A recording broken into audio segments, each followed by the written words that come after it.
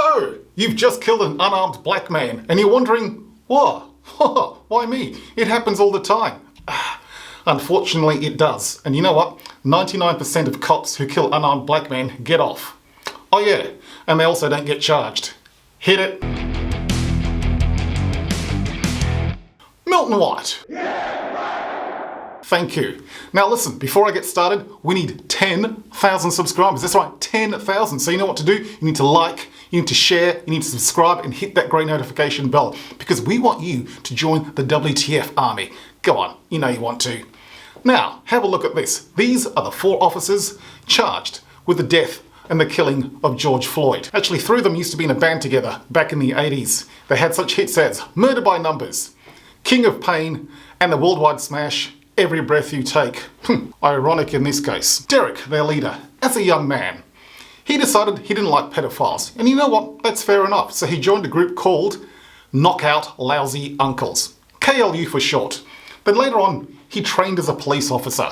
And when he was a lawman, he decided he didn't like foreigners, so he joined another group called Keen Lawmen Using Xenophobia, otherwise known as KLUX.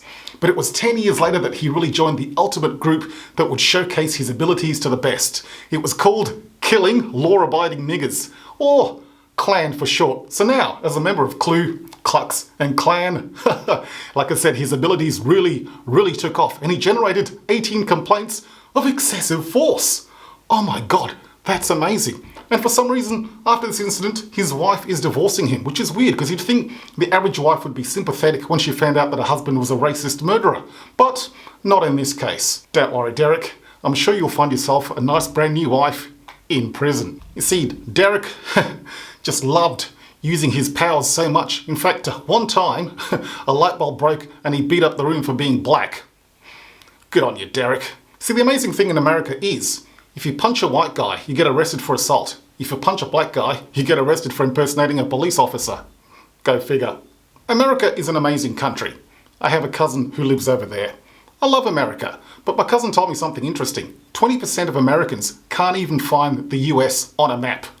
Now, Miss South Carolina, can you explain to us why that is? I personally believe that US Americans are unable to do so because some people out there in our nation don't have maps, and I believe that our education, like such as in South Africa and the Iraq, everywhere like such as, and I believe that they should, our education over here in the U.S. should help the U.S. or should help South Africa and should help the Iraq and the Asian countries, so we will be able to build up our future for our children.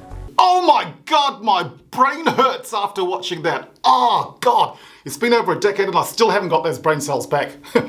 You'll be pleased to know that after that, most people in South Carolina moved to North Carolina. Now you might think to yourself, all these black people getting killed by the cops, they must be committing some sort of crime. The thing is, no, you don't have to commit any sort of a crime or do anything wrong in America if you're black to get killed. Let my friend Hassan explain. If you lived in a country where the color of your skin got you killed for driving, jogging, sleeping, yelling, parking, babysitting, sitting in a van, selling CDs, selling cigarettes, opening the door, walking at night, wearing a hoodie at night, holding a toy gun, lying on the ground, being homeless, being in a dark stairwell, holding a cell phone, having a broken taillight, exercising horses, having a bottle of pills, shopping at Walmart, holding a BB gun at Walmart, holding a phone in your own backyard, eating ice cream in your own house, and shopping, you would say that is a lawless country. Who the fuck is running the show? Who's in charge? This guy. Although, I'm not sure which one of those two is the president, to be honest. Now, you'd think at a time like this that the president would be running around, reassuring people, hugging people, saying to the nation, I feel sympathy. No, not at all. He's hiding in a bunker and he's rage tweeting and shit posting because that's what a leader does in times such as these. In fact, the other day he posted, when the looting starts, the shooting starts. Wow, do you know who originally said that quote? Yes, an infamous segregationist. So congratulations, Donald. You are the first president in US history to quote a member of the KKK to the public. Wow. In fact, Donald said that I think a lot of these protesters are on drugs. They're on cocaine. When asked what he thought about cocaine, this is what Donald Trump said.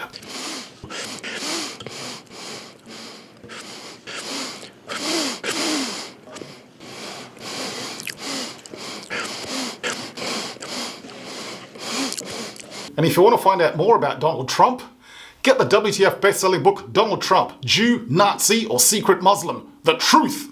The amazing thing about all of this is that there's white people looting black-owned shops because they've united together in solidarity. The irony of this all, probably the same people that can't find the US on a map. So on a serious note, so George, even though you died over nothing, you didn't die for nothing. And the weird thing is a lot of people have been coming up to me and just saying, Milton, I think racism is getting worse in America. And I say, nah, racism isn't getting worse. It's getting filmed. So, George, rest in peace, George Floyd.